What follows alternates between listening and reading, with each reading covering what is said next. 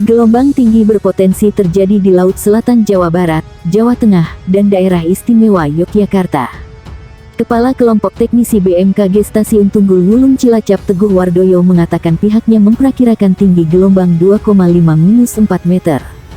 Selama beberapa hari terakhir, gelombang tinggi hanya terjadi di wilayah Samudra Hindia Selatan Jabar DIY, sedangkan di wilayah perairan selatan Jabar DIY lebih dominan gelombang sedang berkisar 1,25-2,5 meter, kata dia.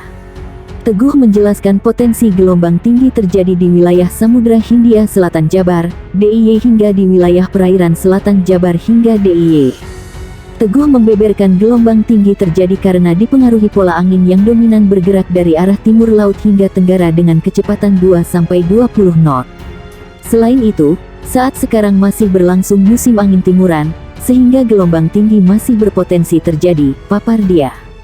Menurut dia, angin yang cenderung bergerak searah dengan kecepatan tinggi dapat memicu terjadinya peningkatan tinggi gelombang. Maka dari itu, BMKG mengimbau nelayan di pesisir selatan Jabar hingga DIY agar berhati-hati dan tetap waspada terhadap kemungkinan gelombang tinggi saat melaut.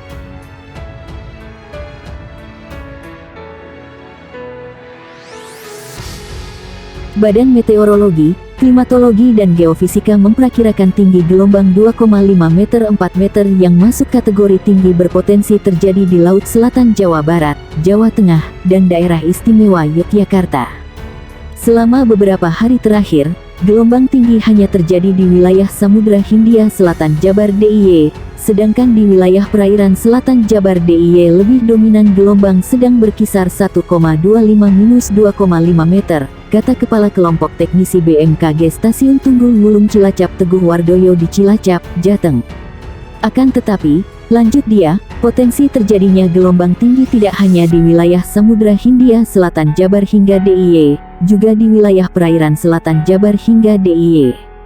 Menurut dia, potensi terjadinya gelombang tinggi tersebut dipengaruhi oleh pola angin yang dominan bergerak dari arah timur laut hingga tenggara dengan kecepatan 2-20 knot. Dalam hal ini, lanjut dia, angin yang cenderung bergerak searah dengan kecepatan tinggi dapat memicu terjadinya peningkatan tinggi gelombang.